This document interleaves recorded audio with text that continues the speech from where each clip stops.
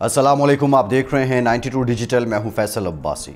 जंग कौन जीता है, जंग क्यों होती है और इस जंग में फतह किसकी है, इजराइल की, ईरान की या अमेरिका की? ये वो सवाल है कि आज के वीलॉग में इसका जवाब मैं आपके सामने रखूंगा। 550 बैलिस्टिक मिसाइल, 1000 ड्रोन्स, 3000 इजरायली ज़ख्मी, 28 हलाक हुए, इजरायली हुकाम ये बता रहे हैं। लेकिन हक़ाइक़ कुछ और हैं।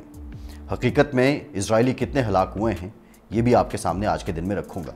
लेकिन डोनाल्ड ट्रंप ने कल उस वक्त एक ड्रामाई खिताब किया, खिताब से मुराद कि जो उन्होंने बयान जारी किया, जब दुनिया के अंदर इस बात को लेकर तशवीश पैदा हुई कि अब मामला बहुत आगे जाएगा।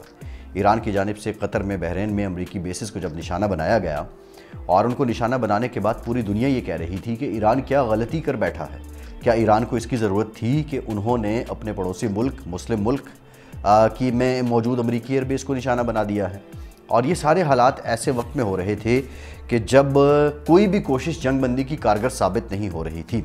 लेकिन उस वक्त, उसके चंद घंटे बाद अमरीकी सदर डोनाल्ड ट्रंप नमूदार होते हैं और वो ये कहते हैं कि हम ईरान के मशकूर हैं कि उन्होंने इस हमले से पहले हमें बता दिया था।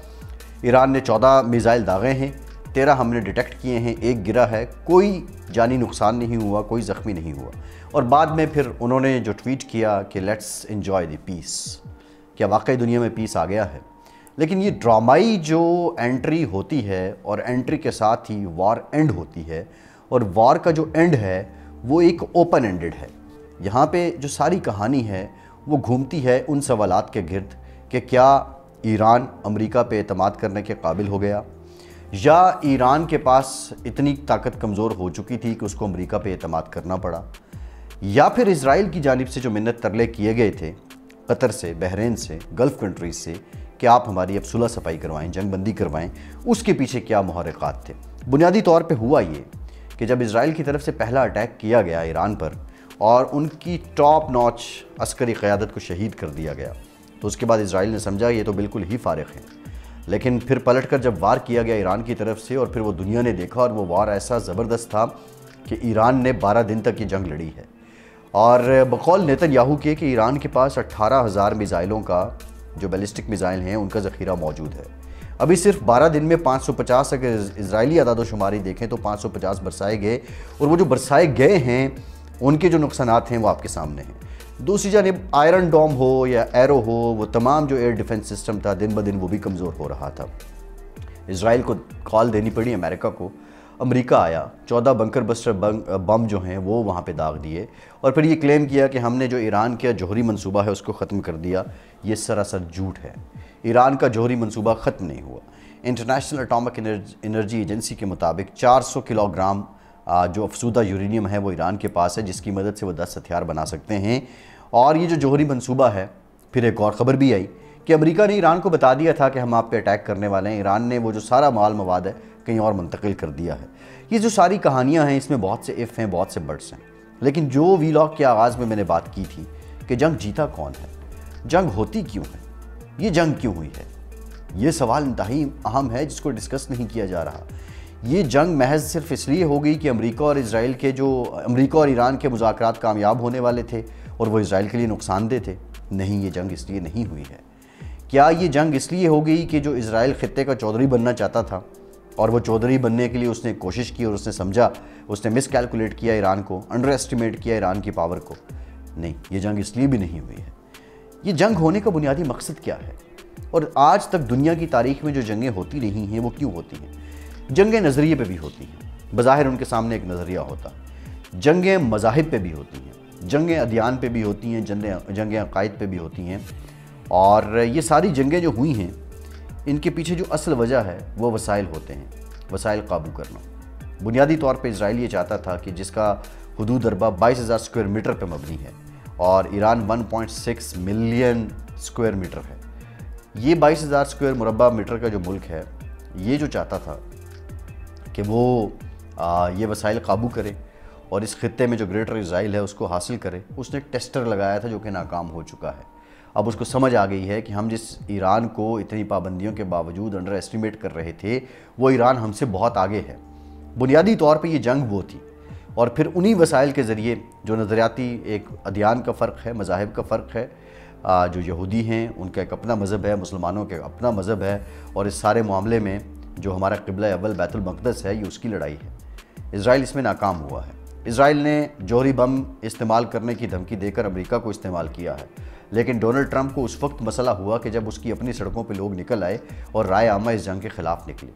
یہ جنگ جیتی کس نے ہے، جو میرا دوسرا سوال ہے۔ یہ جنگ اگر امریکہ جیت گیا ہے، ٹرمپ واقعی پیس میکر بن گئے ہیں، تو امریکہ اسرائیل کے ساتھ کیوں آیا تھا؟ یہ جنگ اگر اسرائیل جیت گیا ہے تو پھر جو رپورٹس ہو رہی ہیں کہ اسرائیل نے جنگ بندی کے لیے کہا، یہ جنگ اگر اسرائیل جیت گیا ہے تو اسرائیل کا وہ سارا دفاعی نظام کدھر ہے؟ اور یہ جنگ جیتنے کے بعد اسرائیل نے حاصل کیا کیا ہے؟ وہ دعوے جو امریکہ کر رہا ہے کہ ہم نے جوہری پروگرام ختم کر دیا ہے، اگر جوہری پروگرام ابھی ختم بھی ہو گیا ہے، وہ تو علم ہے، وہ تو جس کے پاس آ گیا وہ 6 ماہ بعد پھر بنا لے گا، وہ سال بعد پھر بنا لے گا۔ اب تو جو آپ نے حالات ایران کے لیے پیدا کیے ہیں، ایران تو ان حالات میں یہ بھی بتا دے گا کہ ہم مجبوری بن چکی ہے ہماری یہ ایٹمی پروگرام بنانا۔ تو یہ تو ختم نہیں ہوا۔ پھر امریکہ بھی ہار گیا۔ اسرائیل نے جس بات کو بنیاد بنایا کہ وہ خطرہ ہے خطے کے امن کے لیے، اسرائیل نے خود جارحیت کی، اس کا جواب ملا، دفاع ایکسپوز ہوا، تو اس کو تو کیا ملا؟ وہ تو جنگ نہیں جیتا۔ تیسرا کون؟ ایران۔ ایران جنگ کیسے جیتا ہے، یہ سب سے بڑا اہم نقطہ ہے۔ ایران جنگ جیتا ہے دلیری سے، ایران جنگ جیتا ہے ثابت قدمی سے، ایران جنگ جیتا ہے اپنے اعصاب پر قابو رکھ کے۔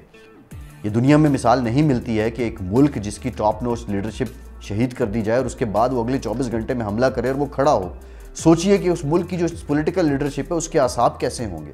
انسان تو گھبرا جاتا ہے کہ میرے دائیں بائیں کھڑے محافظ سارے اب اس دنیا سے جا چکے ہیں، لیکن میں اب کیسے لڑوں گا؟ یہ آیت اللہ خامنائی کے اعصاب تھے، یہ ان کا حوصلہ تھا، ان کی ہمت تھی، یہ ان کا عزم تھا، اور سب سے بڑھ کے ان کا ایمان تھا جس نے ان کو یہ جنگ جتوائی ہے۔ شیعہ مکتب فکر ہے جو سب سے زیادہ ہے ایران میں، اور انہی کے چاہنے والے ہیں، اور جو سب سے بڑا ان کا منبع ہے جہاں سے حوصلہ ملتا ہے، جہاں سے صبر ملتا ہے، وہ جو سیرت اہل بیت ہے، اور پھر کربلا کا جو واقعہ ہے، اس کے بعد پھر صبر کی ایک داستان ہے، اور پھر اپنے حوصلے پہ کھڑا رہنے کے، اپنے مقصد کے لیے لڑنے کا حوصلہ ہے۔ بہرحال یہ جتنے ہمارے اہل تشیع دوست ہیں سبھی وہ انہی تعلیمات کو فالو کرتے ہیں، سننی بھی کرتے ہیں، لیکن یہ حوصلہ ہر فرد پہ نہیں ہوتا۔ آیت اللہ خامنائی نے، ان کی حکومت نے یہ ثابت کیا ہے کہ ان میں اتنا حوصلہ تھا کہ جب دیکھا کہ دائیں بائیں کھڑے تمام اسباب لٹ گئے ہیں، دشمن نے وار کر دیا ہے، وہ چھن گئے ہیں، وہ پھر بھی لڑے ہیں۔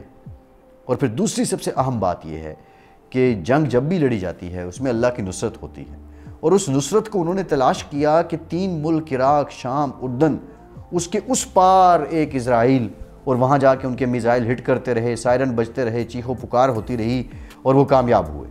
یہ تمام جو حالات ہیں، واقعات ہیں، ان کو دیکھیے، اس اسباب کو دیکھنے کی ضرورت ہے۔ ایران جس پہ پچھلے 46 سال سے پابندیاں ہیں، جس کے پاس جہاز نہیں ہے جدید، جو جدید ٹیکنالوجی میں مقابلہ نہیں کر سکتا، اس کی حکمت کیا تھی؟ حکمت یہ تھی کہ فضائیہ نہیں ہے، میزائل بنائی جاؤ، ماری جاؤ۔ وہ بناتے رہے، اور پھر اب انہوں نے ان کو ٹیسٹ کیا، اور میزائل کے لیے بھی کوئی پرزے باہر سے نہیں لانے پڑے، وہ انہیں گھر میں بنانے پڑے، خود کفالت اختیار کی۔ یہ جو سارے معاملات ہیں، جب آپ ان ڈاٹس کو کنیکٹ کرتے ہیں تو یہ جنگ حوصلہ جیتا ہے، یہ جنگ ثابت قدمی جیتی ہے، یہ جنگ استقامت جیتی ہے، یہ جنگ عقیدہ جیتا ہے، یہ جنگ اسلام جیتا ہے۔ یہ خلاصہ ہے ساری گفتگو کا۔ فیصل عباسی کو اجازت دیجیے۔